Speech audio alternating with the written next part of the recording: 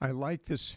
I like this headline: 2,202 minutes on Russian scandal, zero for no collusion report from the Senate, and of course that report coming through Senator Burr's tutelage as well. So it is interesting. We'll chat with Dan Gainor here in a few moments just to find out, is there any bias in the media? We'll get his observations on that here on Viewpoints on the Talk Station FM 107 AM 1240. Just to remind you that Dan Gainor of newsbusters.org will be joining us here in just a few moments, as well as you. If you'd like to join us, you're welcome to do so. Local numbers, 252 area code 247-7282. That's 247-7282. That toll-free number here on Viewpoints is 800-818-2255. Via email at viewpointsradio@hotmail.com, and via Facebook at Viewpoints on the Talk Station. Do want to, of course, start the program off by mentioning our sponsors: Advanced Office Solutions, committed to making the business the one that you're building successful, and Advanced Water Systems, the people that bring you Connecticut, folks that are practically reinventing water. Just to remind you, in an interesting story I'm reading here in just a moment about the issue of EPA and PFSAs and the influence of that in our water system. I do want to remind you, if you want to, be cognizant of the water that you're consuming and being aware of the potential contaminants, one thing you can do to protect yourself is to give the folks at Advanced Water Systems a call. Advanced Water Systems, the Connecticut dealer for our area. As a matter of fact, the single largest independent Connecticut dealer in the country, from Georgia to Washington, from the Piedmont to the coast. Again, this issue of water, and you're going to be seeing stories all this week on this related to the Environmental Protection Agency and the presence of certain contaminants in the water. Find out about the K5 drinking water station by simply going online to KineticoNC.com. KINETICO. I'm sorry for spelling it, but it's an unusual word. KineticoNC.com, or you can give the folks at Advanced Water Systems a call. Locally, 252 area code, and of course, all of these are 252 area code 635-6222 at their office there in Craven County, Old Cherry Point Road, 635-6222. And of course, their home office and showroom, Highway 7 East between Newport and Ward City, 223-4444. That's 223-4444. Advanced Water Systems, the people that bring you Connecticut, folks that are practically reinventing water. All right, a lot's happened today, and we'll get Dan's opinions of it, and what he can anticipate will be the coverage. And with that, Dan Gainor of newsbusters.org with us. Dan, he signs the bill, and then he initiates the executive order. And I'm wondering, is the media going into tailspins as we speak? Well, it's a collective freak out. Certainly it is. We knew this going in. The media don't support border control. They don't support any limits on immigration. They don't support any. Remember, we've moved out of a fact era into a feels era. And right. That's an important thing to remember. So you'll get, incompetent anti-American idiots like Jim Acosta, who go on there who want open borders. Right. And that's just, and then they will attack Trump endlessly for wanting to install borders and border controls and just throughout here, Jim will talk about the Statue of Liberty and the poem. Well, the poem of the Statue of Liberty is not our national immigration policy. No. It never has been. Our immigration policy changes over time, different places, but the poem's been there the whole time. So now they're up in arms. They're saying, this is not necessary. There's no reason for this. And meanwhile, Trump, when Acosta says this, it's not necessary, Trump just points to the angel moms who are there. Right, exactly. And the press doesn't like that. The press doesn't want to be reminded that illegal immigrants kill people in this country, that illegal immigrants aren't all good people. Some of them come here to commit crime. Some of them take advantage of our system. Many of them come here because we have goodies that they get. I understand why people do that. You live in South America, Central America, Mexico, wherever you live, south of the Rio Grande. It is a 100% chance that things are better here than there. Well, I want to share with you a proposal by one of our callers earlier this week, and it is basically a 1-for-1. We've got a lot of folks here in this country that think that socialism is a very effective form of government. And so what we were going to propose is that anyone seeking asylum, particularly from Venezuela, that should they want to be engaged in capitalism, we'll be happy to accept them, with the caveat that any one of our many socialists in this country who think that socialism is better, they would go back and live in Venezuela. So one for right, one but trade. The problem is they don't stay.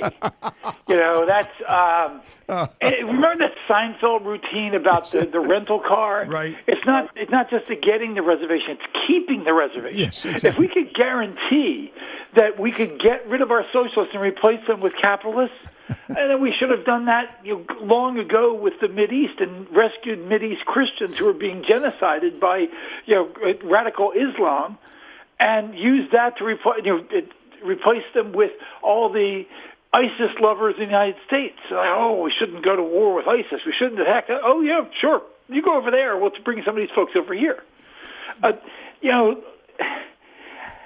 Look, we're a big country and it's hard to have borders, but the reason why we have no borders is very simple. There is no push from either political party or the press or big business. Let's damn everybody. Right. They all want. If you're listening to this program right now, and since I'm speaking in English, the odds are that you've learned English. Either you're born here or you learned it. Either way, the people who I just listed don't care about you, or they might hate you. It's interesting. We've reached a point now in history where it's no longer just the Republican leadership hating its voters. Mm-hmm. Now the Democrats hate their voters too. But that's going to be another interesting topic, because I want to bring this up in relationship to the events in New York in just a few moments.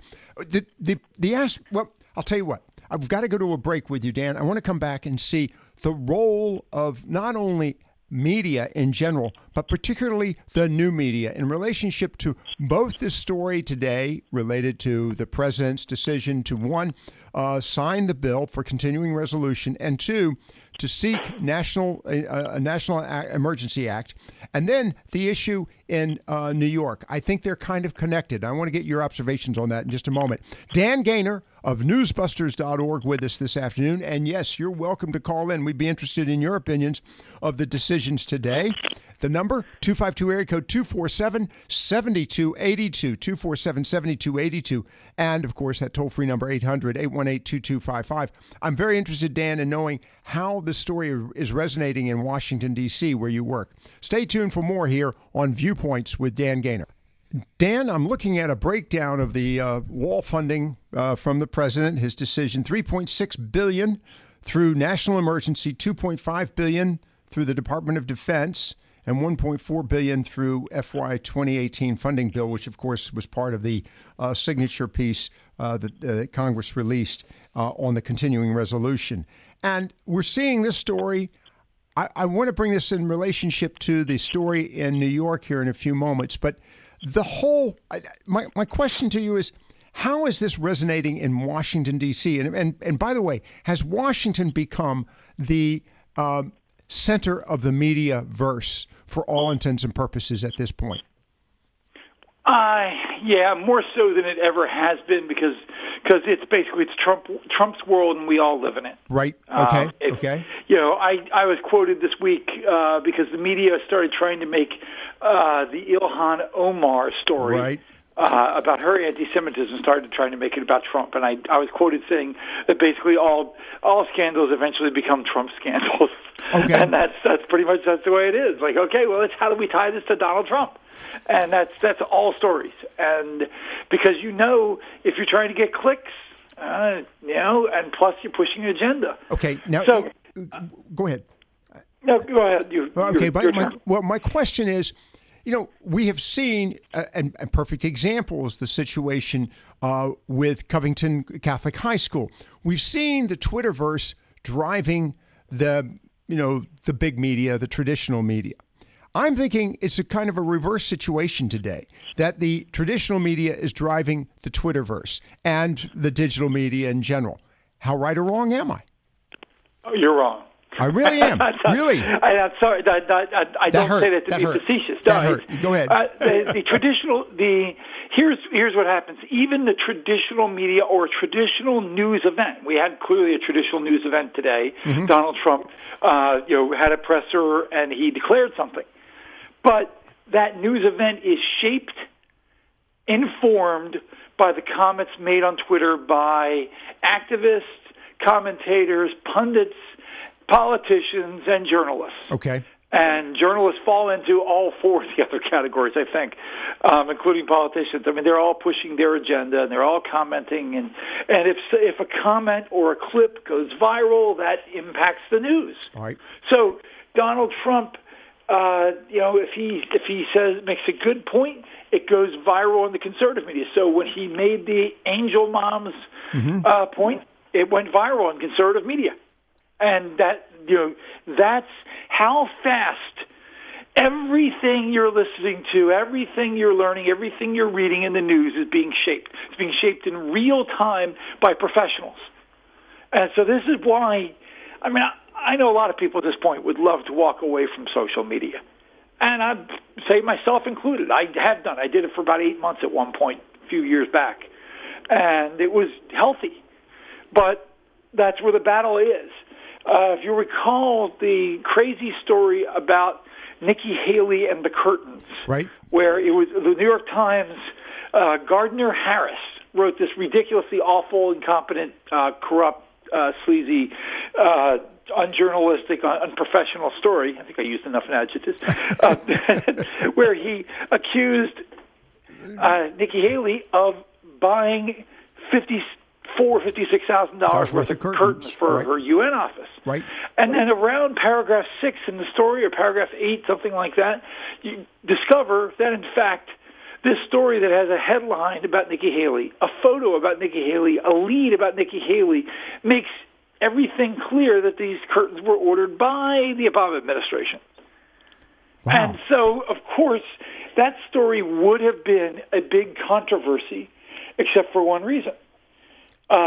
It broke conservatives on Twitter, myself included, but I take no particular credit for this. It's just, we formed up and went after people who were promoting the story. It became a big issue. Some of the more reputable liberal journalists, Yashar Ali, Jake Tapper, kind of distanced themselves from it and started tweeting about it as well a little bit. And the next thing you know, the story dies. New York Times doesn't make a correction, makes a editor's note and modifies it and say, if I'd been Nikki Haley, I just would have said, I would have been much harsher. When you're in political life, it's hard to be as harsh as you want to be, But this is why Donald Trump wins, because Donald Trump. He goes out there and he just speaks his mind. If somebody does a real awful story, he calls them out by name, humiliates them, and that makes journalists hate him. Okay, now it's also very powerful. All right, let's talk about that in relationship to Ann Coulter and Laura Ingraham and others. In fact, particularly Ann Coulter. Let's talk about Ann Coulter, because I grew up liking Ann Coulter. Okay. Always, as a conservative. Again, not trying to apply Ann Coulter is that much older than me. I don't know how old Ann Coulter is. Right. But as a conservative, as I've gotten older, you remember Ann Coulter going on television, eviscerating people. She's a wonderful bomb thrower. Very sharp. But Ann Coulter has fallen victim to losing status. People don't pay attention to her as much anymore, and she seems as much on a quest to get attention as to score political points and make note of things. Okay. So I don't blame Trump for criticizing her. Yes, I think Trump is in a very difficult spot always, because essentially he is America's first independent president. Totally independent political party, because both political parties hate him. Right, very true. That's absolutely right. That doesn't mean the voters hate him, but that means the Republicans on the Hill, by and large, can't stand him. And it means the Democrats can't stand him, and certainly the media can't stand him. So he is standing alone. If the Republican Party had any strength, any courage, they would have dealt with the border problem long ago. Right. They don't. They don't want to fix it. Democrats don't want to fix it. Media don't want to fix it. Business doesn't want to fix it. That's the problem.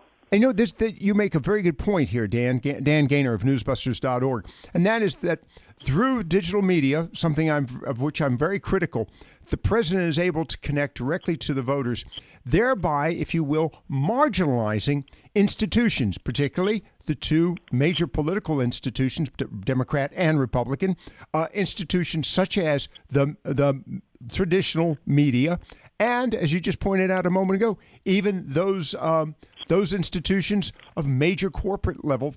We got to get to Amazon, but well, you say that segues directly to Amazon. Yeah. I would argue that the fourth most powerful politician in the country right now is Alexandria Ocasio-Cortez. Really?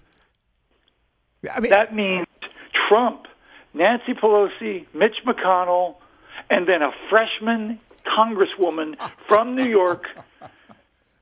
But the freshman congresswoman just organized a stand-up to Amazon and defeated Amazon, chased away. Now, I know people are beating her up, and I certainly have beaten her up about chasing away 25,000 jobs. But she has a point that I'm not going to totally discount. I'm not switching teams and becoming pro-socialist, so don't worry about that. But their point is that Amazon wasn't willing to play nice with the locals. It only wanted to do everything behind the scenes, right, and tell everybody what they were going to do, and not. Go ahead. I was going to say, and not pay taxes. Well, it's not just not pay taxes. It is, imagine you live in a community. Imagine Morehead City. Mm-hmm. And instead, because it's not New York City, so let's say instead of 25,000 jobs and the most powerful company in the world landing there, let's assume a company with 5,000 jobs moves to Morehead City. Yep. Expects tax breaks, doesn't want to talk about zoning, doesn't want to talk about what, the problems, the housing problems that would result from this, doesn't want to talk about all those things. And meanwhile, the people who live there are going, do we really want this? And the reason why I know this is because this is now my life. Amazon is moving to Northern Virginia, not near my office, but near enough that it's going to impact traffic. It's going to impact life. They were going to move 25,000 jobs, which works out to, if you count spouses and kids, 70,000 people, easily. Bigger than Morehead City. I mean, as big. No, really, quite frankly, it's going to be a factor of easily 3 and maybe close to 6. So you're looking at $60,000 because you've got support. Now it could be they could move all those jobs there now since New York fell through. So you're talking about 50,000 jobs, spouses, cars, kids, education, etc. And that company come in and say, yeah, by the way, but we're not going to pay taxes. Right. And you're looking at it as a community going, you are going to devastate our quality of life. In such a way, that's a major city moving into your neighborhood. Right. So I understand some of the resistance. I don't necessarily think it's a good idea to reject, the jobs. But she could have gone about it and said, "Hey, Mark Zuckerberg, I'm the congresswoman from this area. I want to sit down and talk to you about what promises and what things you're going to give. Are you going to set aside a certain number of these jobs for people who already live here? What about these jobs and that jobs, and what kind of giveaways?" But clearly Amazon didn't want to deal with any of that. And so I mean, she helped kill the deal. Now that's. Can you imagine the people who did real estate speculation in that area? I know. And the governor is not happy either, Governor Cuomo. It is fascinating. And to your point, and that's one of the reasons why many of us were very glad that Amazon bypassed North Carolina. And of course, North Carolina was making, laying out the red carpet at 2 locations. The comment was that it would totally disrupt not only the nature of the community in which they locate. They're going to gentrify that community to such a degree that many people living there would not be able to afford to continue to live there.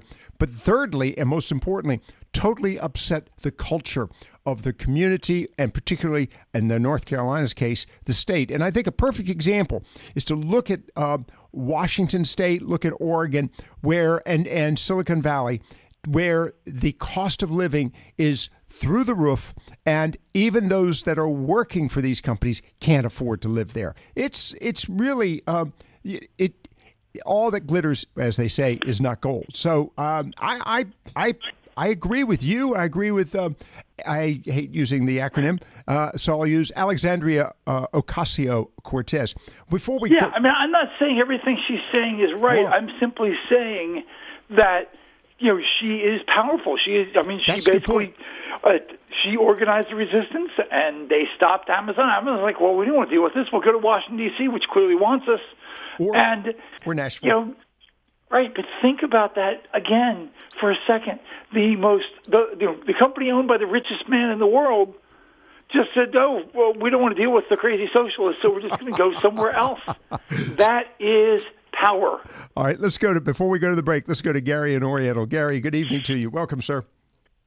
Hey, Dan. I think here's something that people are missing about Ocasio-Cortez. I mean, first of all, she had no idea what she was talking about. The only reason she resisted is because she's so anti-capitalism. She really didn't know her ass from a hole in the ground on this one. And from what I understand, this was not about not paying taxes because Amazon was going to pay taxes. This was an initial startup tax break. How many billion was it, 3 or something? 8? Oh, well, it was significant, yeah. But continue on. Yeah, so it was in the billions. But yeah, and but what she's done, I mean, this chick is so stupid. She's actually sealed the deal for her because there were so many people, and it was kind of split down the board as far as Amazon coming in. But she sealed the deal of never getting reelected again, which I think is a great thing. Ooh. And I think there's probably 30 more. You know what? I'm going to disagree with you on that, Gary. And Dan, your thoughts on that before we go to the break? I think she. Oh, well, my thought is not whether she's going to get reelected or not. My thought is, and I had this conversation with a friend of mine who is a Capitol Hill reporter, and I said, my friend was arguing that the position is going to be redistricted out in 2020 because New York's going to lose a seat, and they're going to get rid of her job. Okay. But here's the thing, though, too, Dan. They can't wait till 2020. Well, In 2 months' time, she's not even 2 months, 1 month technically, not a victory, but since she's been brought on board in Congress, she has created more chaos for Democrats than anyone in 20 years. And so, after nuking 25,000 jobs, here is my prediction. The Democrats will try desperately to find scandal on her, and scandal to either make her behave so that she learns her lesson and doesn't mess with the party faithful, or to nuke her out. I expect that she will either be a good soldier by the end of the year or unemployed. All right, we're going to take a break on that. It'll never happen. It'll never happen. They're going to get her out of there because what a lot of people are failing to realize here, you take corporations like Amazon, Jeff Bezos is the richest man in the world. Do you have any idea how many politicians get greased by corporations like that? It has nothing to do with 25,000 jobs of real estate. Nothing. All right. Thanks very much, Gary. Appreciate the call on that one. Let's take a quick break. We've got Dan Gainor of newsbusters.org. Up next, the good, the bad, and the ugly. Viewpoints on the talk station, FM 107, AM 1240. I'm looking at another story here. I do want to talk about this a little later on, and maybe this is part of the good, bad, and the ugly. A network's 2,202 minutes on Russian scandal, 0 for no collusion report from the Senate. But let's go to Dan with the good, the bad, and the ugly first. Good. This week. It was the new Covington report that came out. Uh-huh. They did more than 200 interviews, spent more than 240 hours interviewing people, 4 separate investigators interviewing people. They came out and totally supported the high school students in everything they said. There was no hate speech made toward the whack job African American black, was it African American, Hebrew, Israeli, whatever the hell right. group they were. I can't remember. But they're crazy people. The whole group may not be crazy, but the 5 guys who were there were really vicious, evil, nasty people. Right. Anyhow, so that report, Washington Post put it on its front page. Here is why the Washington Post put it on its front page, if you ask my opinion. The Covington kids have legal representation. They've made it clear they are going to sue the pants off a whole bunch of media outlets. And I think the Washington Post doesn't want to be one of those. I think they realize it would look bad. I don't think it's worth it. I think a lawyer told them, putting this story on the front page might go a long way to keep your butts out of court. All right. And so I imagine I've been involved in conversations like that. I can picture the lawyers making this point like, whereas the lawyer in question, reached out to Maggie Haberman, New York Times reporter, just the other day, and retweeted one of her Covington tweets, and it was vicious about the kids, and he asked her and he used 4 asterisks, why the 4 asterisks, this tweet was still public. Maggie Haberman is one of the people who has been named as a potential lawsuit recipient, I believe. All right. And so I expect they're gonna sue, and I'm at this point I thoroughly support it. I hope they sue the pants off these organizations and maybe gawker 1 or 2 of them. Okay, and that's another story too. We're going to get back to that and the influence that and the recent stories in Virginia might have. What influence there? All right, that was the good. Now for the bad. Well, you probably think this was going to be the ugly. The bad is, of course, the media obsession about the border. We have currently, according to ABC, I think it's 31 active national emergencies. Okay. I know this may sound shocking to you. They date back to the Carter administration. A lot of them seem entirely, they might be emergencies to somebody else, but not to me. So it is a push by the media to turn this into, something ridiculous so they can attack Trump and downplay it because, again, the media are one of the groups that are totally open borders. So when you see the bad coverage, you see Jim Acosta, saying that this is made up and all this other stuff.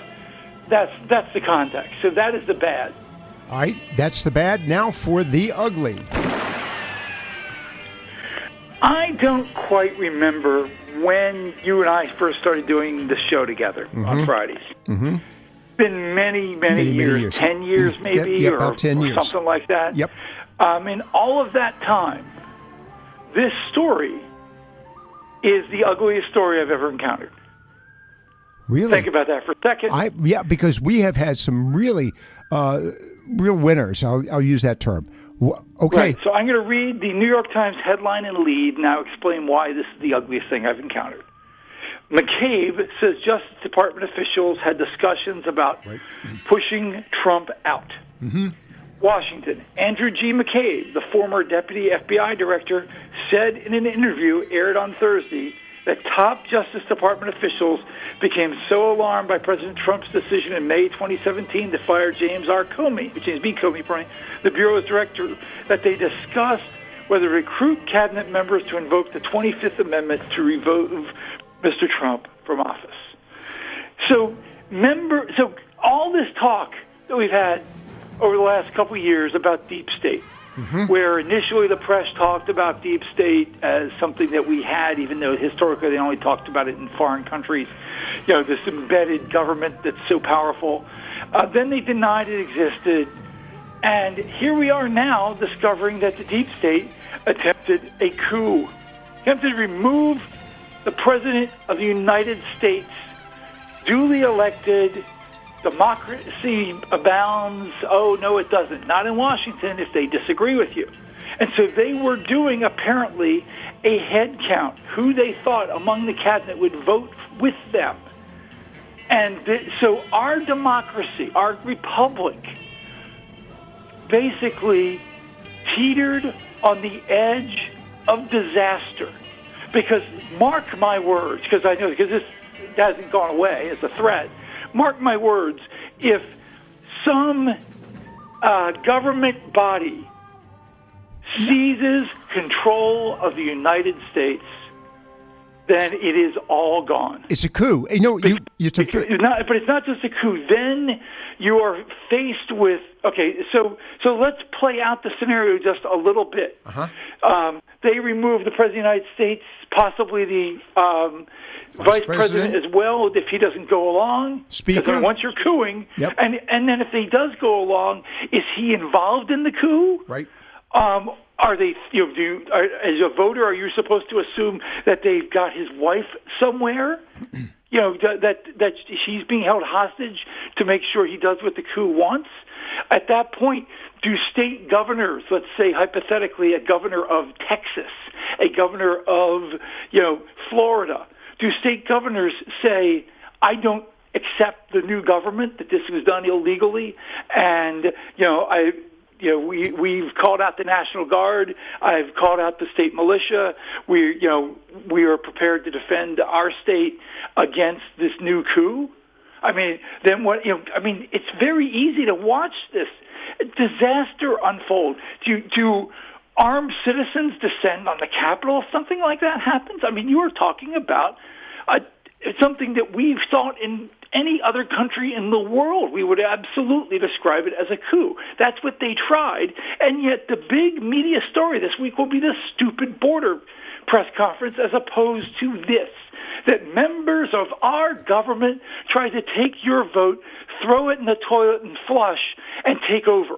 And the interesting thing that they're somehow not being arrested, lined up against a wall and given a blindfold cigarette and a bullet. The interesting thing about this, Dan, to your point, and I credit you for making this the ugly, and that is we're talking about actually employees, bureaucrats, the Justice Department, the FBI, who work for, the Justice Department, who work for the President of the United States, the employees. It wasn't a matter of other politicians, other elected officials that were motivated to consider this. It was, and if you think about this was employees. It's no different than, for example, and we've seen it just recently in South America, generals from various military operations saying, no, we need to remove the elected head of government. So it's instead of it was being a military, it was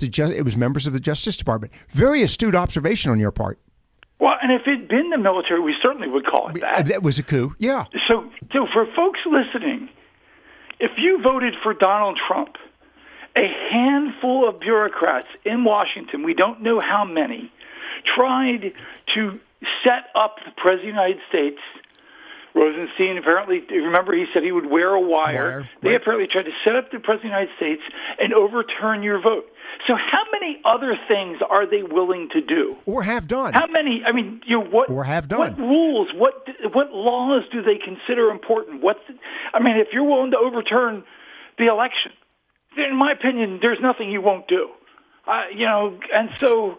Valid. I certainly hope the new Attorney General goes and seizes all of them. And I don't care who it is. I would have, armed agents invading every single person's home who's involved in this, and they would go incommunicado someplace because now they are coup plotters and you don't know who's on their side, and keep them separate and squeeze them for the information to find out anybody else who's lock them up too. The other aspect of this, we got to go to a break, but the other aspect of this, Dan, and I think this is an important comment on your part, and that is the Justice Department now is backing off on James Comey's report. They're trying to, if you will, walk that report back. So we'll get to that in a moment here on Viewpoints with Dan Gainor of newsbusters.org. I think we have just gotten a little lecture, well-deserved, I might add, and something we should consider. When you think about this, that the FBI was deciding who should and should not be the President of the United States. Stay with us here on Viewpoints with Dan Gainor of newsbusters.org. Very quickly, as we get back to Dan Gainor with newsbusters.org, I want to remind you about Advanced Office Solutions, committed to making the business, the one that you're building, successful. And, it's been a trying week with changes in basically retail sales. I will say this, that if you want to improve your bottom line and your service, do not hesitate to give the folks at Advanced Office Solutions a call. Local number 393-1112. That's 393-1112. And to remind you, they are the Lanier dealer for all Lanier products and services in our region, as well as so much more, networking solutions, and in the process of purchasing and arranging for leases for office equipment. That's Advanced Office Solutions. That number, 393-1112. As always, and of course online at advosi.com. Integrity, reliability, and affordability. Advanced Office Solutions, a local supplier of Lanier products. They do business with you the way you want to do business with them. Dan Gainor with newsbusters.org with us, and Dan was just sharing with me a moment ago his concern over the release of James Comey's book, which I thought was, well, pretty interesting. I think it's McCabe's book. McCabe's book, James Comey. McCabe's book, which I find very interesting in the process, Dan, that to your point, we're probably going to just be distracted and shift our focus to other issues. But you're correct. That is something that is quite telling. And yes, we were within minutes, inches, whatever you want to call it, of a major disaster in this country. You know, I want to go back to... And I mean, a disaster that can, let's for a second remember the only other time in your lifetime in mind where this issue has ever come up. And when Ronald Reagan was shot. Right. And there was the Vice President Bush was traveling by plane, and Alexander Haig, the former head general of NATO, who was Secretary of Defense, goes out and says in a press conference or in an interview, I can't remember what the circumstances were, I'm in charge here. I'm in charge. Yeah. And it became a very famous moment because, of course, if you're Russia and you're going, holy heck, what just happened in America? Somebody tried to kill the president. The vice president is incommunicado because he's traveling. Right. And the Secretary of Defense, who's a notorious hawk, just told everybody he's in charge. Did America just have a coup? I imagine, if we were to know about it in retrospect, Russian military defenses, went on full alert. They probably put their, because you got to worry what the heck is going on. I imagine there was no small number of people freaking out in Washington. Right. Now, you could argue the flip side, and I have for many years argued that perhaps Haig had reason to believe or was simply afraid that it had been an outside agency, foreign government or something, shooting Trump, and that Russia planned to move on Europe at the time during the chaos, and he was trying to remind them that somebody was in charge in Washington. I don't think we'll ever know. I don't know if it was a casual comment, a planned comment, or what. But the ultimate scheme of things, the world did not blow up. Right. But when people talk about coups, bad things happen. I know. Let me. We've got some callers standing by. Let me go to. Please. Okay, let's go to Mike in Newport. Mike, oops, I'm sorry. Mike in Newport. Do I have you back? Yeah. Okay. Okay. Go for it, sir. Are you Mike? Oh, okay. No. Okay. Line 4. Okay. I'm trying to get line 4. There we go. Mike, back with us. Okay. Your comment, sir. Yeah, I was just gonna. Just comment on the thing about the FBI trying to choose the president. That's some scary stuff.